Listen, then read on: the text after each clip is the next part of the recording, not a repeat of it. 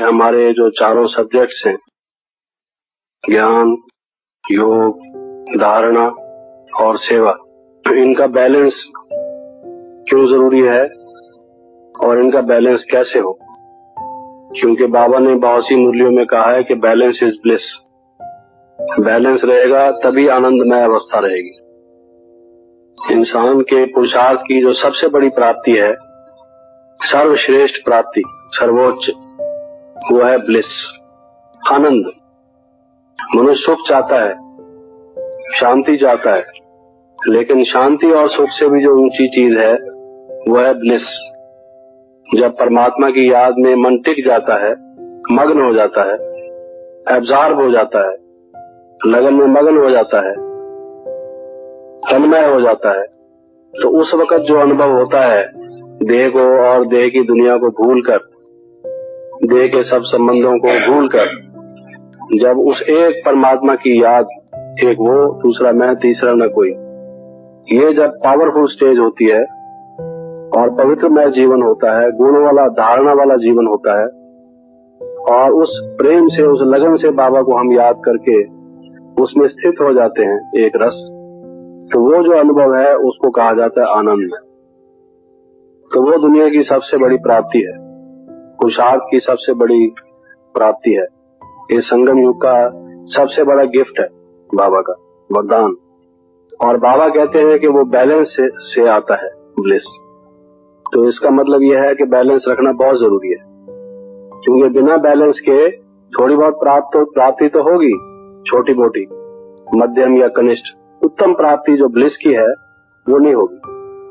तो इन चारों सब्जेक्ट्स का बैलेंस, लेकिन चारों सब्जेक्ट्स जो हम कहते हैं, ज्ञान, योग इत्यादि, वास्तव में ये बड़े सिंपल शब्द हैं। अगर आप इनकी गहराई में जाएं तो इस ज्ञान में कई ज्ञान भरे पड़े। अगर आप किसी यूनिवर्सिटी में, कॉलेज में जाएं तो अलग अलग डिपार्टमेंट्स हैं, विभाग हैं उनके ज्ञान के। ये फिलॉसफी सेक्शन, फिलॉसफी डिपार्टमेंट, दर्शन विभाग, जहां पर कुछ फिलॉसफी या दर्शन पढ़ाया जाता है। ये मनोविज्ञान, साइकोलॉजी का विभाग, ये हिस्ट्री, इतिहास का विभाग पढ़ाते हैं ना।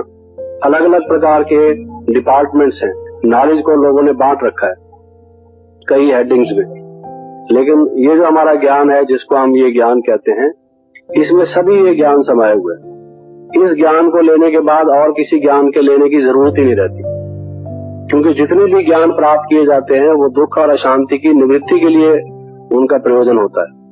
किसी न किसी समस्या को सुलझाने के लिए कोई नया इन्वेंशन, जैसे कहते हैं कि necessity is the mother of invention, तो कोई भी जो नया ज्ञान निकला है वो कोई ना कोई बात जानने के लिए, और कोई ना कोई बात जानना क्यों चाहते हैं हम, ताकि जो हमारे सामने समस्या है या दुख और अशांति है उसको हम समाप्त करें और कोई चीज हमारे वश हो जाए, वो हमें लाभदायक हो।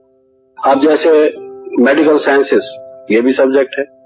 मेडिकल साइंसेस क्यों पढ़ते हैं? ताकि रोग हो जाए तो उसको, रोग का कारण जानकर उसका निवारण किया जाए।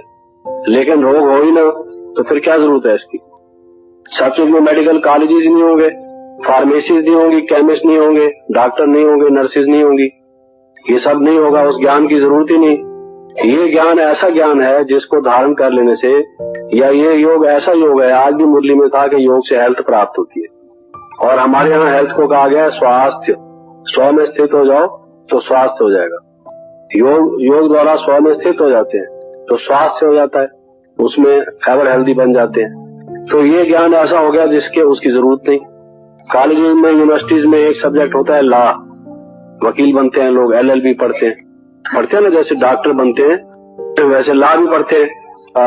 दर्शन हो, इतिहास का, जिसको फिलॉसफी ऑफ हिस्ट्री कहते हैं। फिलॉसफी ऑफ हिस्ट्री पर बहुत बुक्स है, ये भी एक विषय है, लेकिन ये विषय तो किसी ने नहीं पढ़ाया।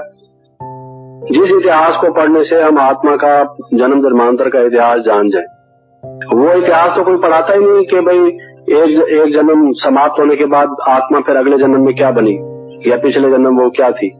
इस तरह से तो कोई ज्ञान देता नहीं। तो इस ज्ञान में, नाम इस विषय का ज्ञान है, लेकिन इस ज्ञान में सब ज्ञान समाये हुए।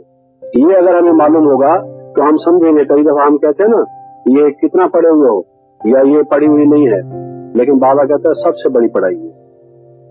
अगर इस पढ़ाई को कोई पढ़ लेता है तो वो विश्व का मालिक बन जाता है, नर से नारायण बन जाता है। इसी ऊंची कोई प्राप्ति नहीं हुई ना, इसका मतलब ये है ये सर्वश्रेष्ठ हुई।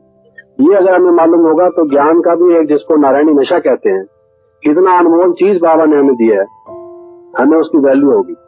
नहीं तो हमें ऐसे लगेगा कोई बड़ा भारी प्रोफेसर होगा, उसके साथ हम बात करेंगे तो हमारा गला ही ठीक नहीं काम करेगा, आवाज ही हमारी कांपती हुई होगी। हम समझेंगे हम तो पढ़े लिखे हैं नहीं और ये तो बहुत पढ़ा लिखा विद्वान है। और अगर हम ये समझेंगे ठीक है ये अपने विषय का विद्वान है, हमने आरे को रिगार्ड तो देना ही है, जैसे हमने आपको कल कहा, लेकिन जो पढ़ाई हमें बाबा ने पढ़ाई है ये पढ़ाई तो उसके पास है नहीं, ये सबसे श्रेष्ठ चीज तो ये है, तो फिर हमारे माइंड में सेल्फ कॉन्फिडेंस होगा। तो ये हमें मालूम होना चाहिए कि ये हमारा ज्ञान कितना महत्वपूर्ण है। ऐसी ही सेवा, सोशल वर्क बहुत होते हैं दुनिया में, सर्विस करने के हिसाब से, जिसको बाबा खिदमतगार कहते हैं। आपको मालूम है, इतिहास आपने पढ़ा हो तो रेड शर्ट्स खुदाई खिदमतगार एक उसका नाम था। ये बादशाह खान आता है ना वहां से, पाकिस्तान से, कई दफा आप अखबारों में पढ़ते होंगे, तो उसकी जो पार्टी थी पार्टीशन से पहले, उनकी पार्टी का नाम खुदाई खिदमतगार। अंग्रेजी में उसको रेड शर्ट्स कहते थे क्योंकि वो लाल वो कपड़े पहनते थे, नाम उनका खुदाई खिदमतगार। तो बाबा समझाते कि खुदाई खिदमतगार तो वास्तव में हम है सर्वेंट्स ऑफ गॉड। ऐसे ही लड़ाई के दिनों में विदेशियों ने सैल्वेशन आर्मी बनाई। सैल्वेशन आर्मी क्या करती थी कि गरीबों को, अमीरों के जो कपड़े हो वो जो उनके काम के ना हो वो उनको दे देते थे सैल्वेशन आर्मी को। दवाइयां बची वो सैल्वेशन आर्मी को दे दी। कोई फर्नीचर आपके पास फालतू है, आपके काम का नहीं, सैल्वेशन आर्मी को दे दी। वो सैल्वेशन आर्मी वाले गरीबों को दे देते, तो उनको एक प्रकार से सैल्वेशन देते, या कोई रोगियों की चिकित्सा करना, फर्स्ट एड देना, ये करते थे। लेकिन वो सैल्वेशन थोड़ी होती थी। सैल्वेशन का मतलब तो मुक्ति है, मुक्ति और जीवन मुक्ति मिल जाए। एक थोड़ी सी समय के लिए कोई चीज किसी को दे दी तो उससे सैल्वेशन थोड़ी होगी। तो वो लोग समझते थे कि बहुत बड़ी सोशल सर्विस कर रहे हैं ये सैल्वेशन आर्मी वाले। लेकिन हमारी जो सर्विस है इसमें फिर कभी सर्विस करने की जरूरत नहीं रहती, किसी को मांगने की जरूरत नहीं रहती, कोई मोहताज रहता ही नहीं। अभी जो लोग कहते हैं हैंडीकैप की सेवा करो, जो बेचारे लूले लंगड़े अपाहज है उनकी सेवा करो, अपाहज ही कोई नहीं रहता, गरीब भी कोई नहीं रहता, दुखी कोई नहीं रहता, रोगी कोई नहीं रहता। सोशल सर्विस तो ऐसी की जाए जिससे किसी भी प्रकार की समस्या हल हो जाए। तो ये सोशल सर्विस भी कितनी ऊंची प्रकार की है, जिसको बाबा स्पिरिचुअल सोशल सर्विस कहते हैं। तो तब हमें इसका भी महत्व जानना चाहिए। ऐसे ही योग का भी, ऐसे ही धारणा का भी। उसके विस्तार में हम नहीं जाते क्योंकि जितनी भी वास्तव में धार्मिक संस्थाएं हैं, धार्मिक ग्रंथ हैं, वो धारणा कराना चाहते हैं, लेकिन कहीं भी कंप्लीट धारणा नहीं है।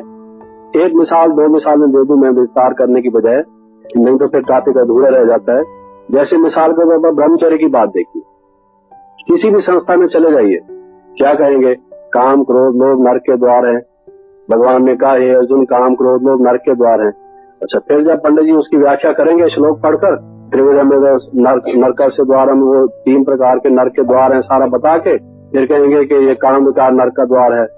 लेकिन अगर पति पत्नी के संबंध से समाज की जो नियम है, जो परंपरा है, उसके हिसाब से वो काम विकार नहीं कहा जाता।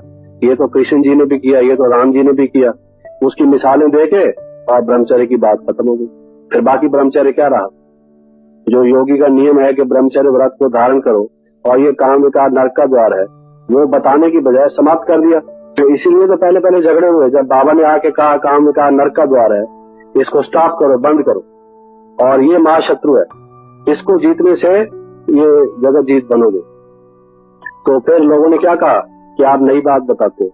अगर पहले से ही लोग बताते चले होते, लिखी हुई तो है गीता में और सब जगह, धार्मिक संस्थाएं तो बहुत बनी हुई है, लेकिन अगर यही बात वो सिखाते होते तो क्यों बिगड़ते और क्यों कहते कि आप नई बात बताते हो?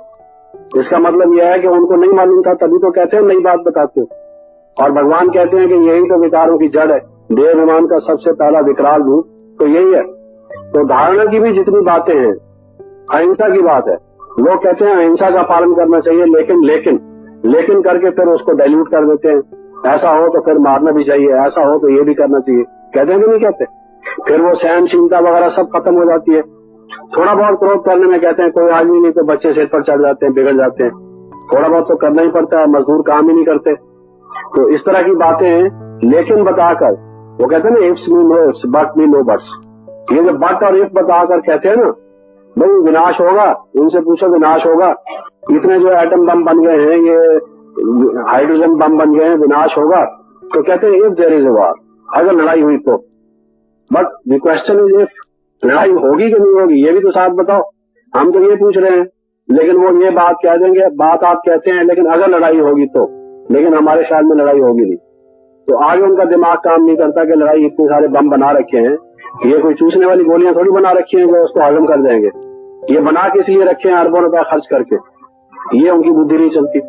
तो ये जो हमारे चारों सब्जेक्ट्स हैं, ज्ञान, योग, धारणा और सेवा, ये शब्द तो इनके वही हैं जो प्रचलित भाषा के शब्द हैं, लेकिन इनमें अलौकिकता, इनकी महत्वता कितनी है, इस बात को आप समझने की कोशिश करें हर एक विषय को, कि इसकी तुलना अभी तक जो सोशल सर्विस है, अभी तक जो योग सिखाए जाते हैं, अभी तक जो धारणा बताई जाती है, अगर वो होती कहीं पर तो नर से नारायण बंदे होते, एक भी तो नहीं है। बाबा ने यही तो कहा कि जब इस धर्म का जो जड़ है, जो वृक्ष की शाखें रह जाती है, और जब इस आदि सनातन देंगे होता धर्म का तना ही नहीं रहता, उसकी रूट ही नहीं रहती, तब आके फिर से इसको लगाता हूँ, इसकी स्थापना करता हूँ। इसका मतलब वो सिर्फ मूर्तियां बनी जाती है मंदिरों में, देवी देवता तो कोई भी नहीं है। इसलिए आदि सनातन देवी देवता धर्म ना कह के आदि सनातन धर्म कह दिया, क्योंकि देवी देवता कोई है नहीं, और यह हिंदू कह दिया।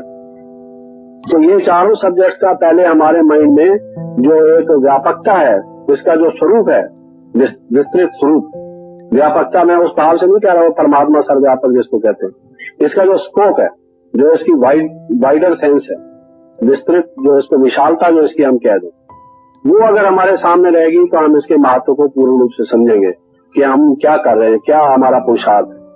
अब इसमें एक एक सब्जेक्ट को हम देखें। मिसाल के तौर पर आप सेवा को ले लें पहले, क्योंकि हमने देखा है कि अभी जो लहर है सब तरफ जो चलती है, कोई 1 मास का भी भाई बहन जो क्लास में चलने लगता है, उसको भी सेवा का शौक तो लग जाता है कि सेवा करूं। बाबा का योग ही ऐसा है कि जो योग में बैठता है उसको कोई ना कोई टचिंग, कोई ना कोई प्रेरणा ऐसी मिलती है कि कोई ना कोई प्रकार की सेवा करूं। तो सेवा का तो वैसे तो जो बच्चा पैदा होता है वो कुछ टाइम के बाद, भाषा सीखने के बाद बोलना सीखना जानता है, लेकिन यहाँ पर तो ज्ञान बोलना शुरू हो जाता है, 2 मास का बच्चा भी बोलना जान जाता है। तो ये जो हमारा सेवा का एक है, ये समझिए कि इंस्टीट्यूशन की ड्यूटी है, जो और कहीं नहीं, किसी ने और नहीं सिखाई कि ज्ञान लेके औरों को देना शुरू कर दो। लोग तो समझते हैं कि एक गुरु है जिसको मंत्र देने का अधिकार है, बाकी सब हजारों की तादाद में तो चेले हैं, सिर्फ उनका काम सिर्फ सुनना है, सुनाने का अधिकार नहीं है उनको, वो किसी के कान में मंत्र नहीं पूछ सकते। जो गुरु जी हैं उनको ही आप दक्षिणा दो, नारियल और पताशे और फूल की मालाएं चढ़ाओ, चरण उनका अमृत लो, और फिर उसके बाद गुरु जी जो है अगर उनकी कृपा हुई वो आपको मंत्र दे देंगे कान में, वो भी ताकि दूसरा कोई सुन न ले, वो आउट ना हो जाए, नहीं तो फिर बाकी लेने कौन आएगा। और बताना नहीं किसी को, ये उसको वर्जित होता है बताना, ये देख लीजिए। और यहाँ बाबा कहते हैं जाओ मेरे मत भक्तों को ज्ञान दो, मेरे भक्तों को ज्ञान दो, बच्चे सेवा करो।